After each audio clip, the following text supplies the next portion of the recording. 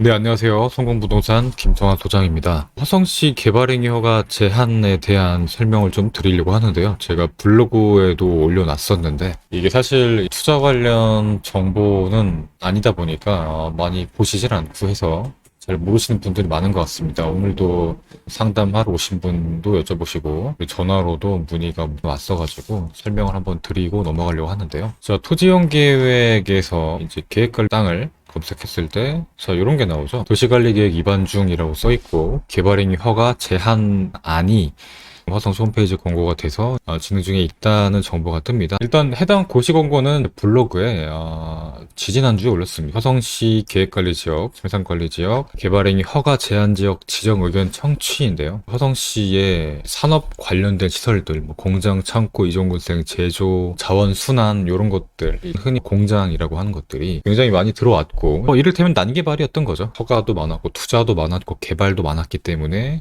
굉장히 난개발이 진행이 됐었고 개발행위 허가 제한 지역 지정에 대한 얘기는 꾸준히 나왔습니다. 그리고 해당 공고가 11월 4일자에 나왔던 거고요. 화성시 행정구역인 봉담읍, 우정읍, 향남읍, 남양읍, 비봉면, 마도면, 송산면, 서신면, 팔탄면, 장안면, 양감면, 정남면 중에서 계획관리지역 및 생산관리지역을 이 개발행위 제한지역으로 지정한다라는 내용인데요. 고시일로부터 1년 동안 개발을 제한하고 산업시설을 개발하는 것에 대한 제한입니다. 제조업소 이전군생, 공장, 창고시설, 위험물 저장 및 처리시설, 자원순환 관련 시 비계획적 개발로 임야를 3,000제곱미터 이상 개발할 경우에는 제한된다고 합니다. 화성시에 있는 계획관리지역, 생산관리지역을 다 묻겠다라는 거죠. 기존 성장관리계획구역도 마찬가지입니다. 고시일로부터 1년간인데 화성시가 뭘 하려고 하는 거냐면, 자, 이제 1년 동안 시간을 벌어놓고 그 기간 동안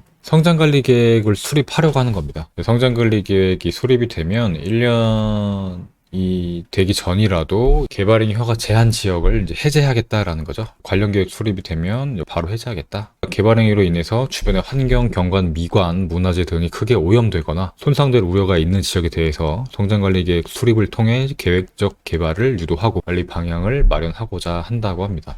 포인트는 이 계획적인 개발을 하겠다라는 거죠. 개발이 너무 많이 밀집되어 있고 동시다발적으로 짧은 기간에 이루어졌기 때문에 좀 계획적인 개발을 해보자라는 거죠. 제한 행위는 이런 식으로 자세하게 나와 있고요. 또한 이런 행위는 이 제한 제외 대상이기 때문에 가능하다라는 겁니다. 공고도 제가 공유해 드릴 테니까요. 보시고. 이제 1년 동안 계획관리 지역과 생산관리 지역을 묻겠다라고 했지만 산업시설만 해당되는 거기 때문에 일종 근생, 주거 이런 것들은 해당되지 않습니다. 산업시설이 아닌 것들에 대한 개발은 제한되지 않고요. 1년 동안 이 성장관리 계획에 수립을 해서 치유적인 개발을 하겠다고 하는데요. 주거나 근생이나 산업시설 등의 용지로 이 계획이 수립되면 그 계획에 알맞게 건축을 할 경우에는 건폐율과 용적률에 대한 인센티브가 나오기 때문에 이제 해당 기간이 지나고 건축행위를 하시는 분들은 이 건폐나 용적에 대한 혜택이 있겠죠. 그래서 이런 식으로 성장관리 이 방안 수립 3차 인센티브 계획이 나와 있죠. 건폐율은 계획관리 지역을 40에서 50으로 그리고 생산관리 자연녹지는 20에서 30으로 10%씩 상향해주겠다. 그리고 용적률 같은 경우에는 계획관리 지역이 100에서 이제 125로 이제 올려주겠다라는 거죠. 그래서 도로계획, 용도계획, 기타 규제 이런 것들을 다 알맞게 맞춰서 이제 건축행위를 하면 이런 인센티브를 받을 수 있다라는 거기 때문에 이런 성장관리 방안 수립이 되고 나서 건축행위를 하는 경우에는 지금보다 이제 상황이 개선된 상태에서 건물을 지을 분들도 상당히 많을 수 있겠다라는 거죠.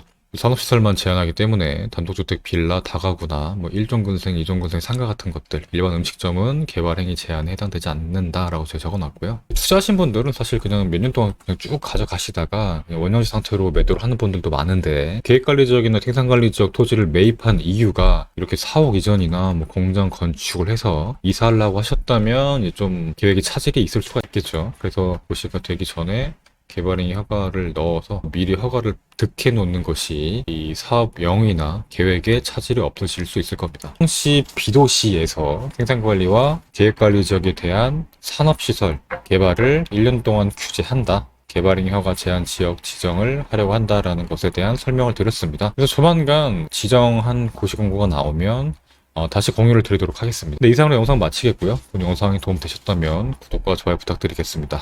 감사합니다. 성공부동산 김성환 소장이었습니다.